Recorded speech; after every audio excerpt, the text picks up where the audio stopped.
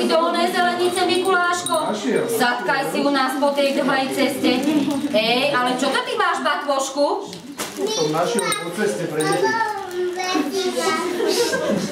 Že ty balíčky pre dobré deti? Mikuláško, a prišiel si sám? Nech sa páči. Prišiel si sám, Mikuláško? No, že anielici sú ešte v horných zeleniciach, ale hádam, už stíhajú, pretože Mikuláško sám stíhať nebude, takže sa pozrieme. Prosím ťa, Miška, môžeš otvoriť, že či na anielikovia náhodou neprišli? Takže idú aj anielici, pomocníci.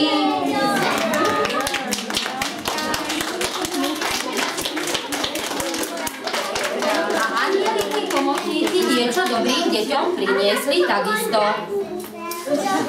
No a deti, myslíte, že ešte niekto chýba? Myslíte? Viete čo, ja idem za tie dvere radšej otvoriť.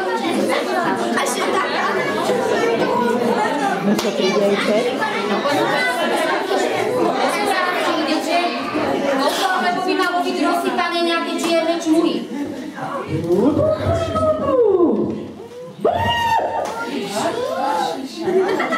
No ja neviem.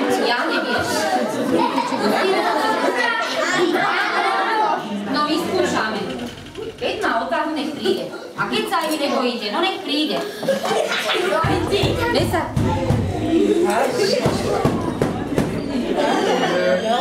Ejha.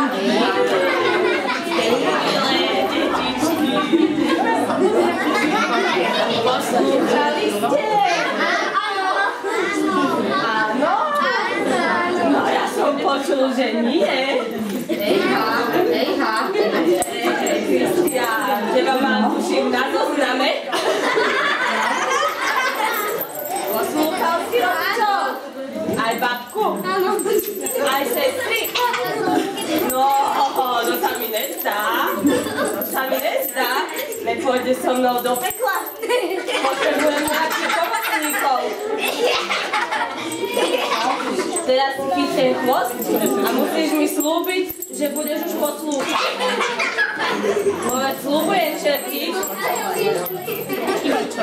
No, čerky, uvidíme. Ešte musíme otvoriť naše zoznamy.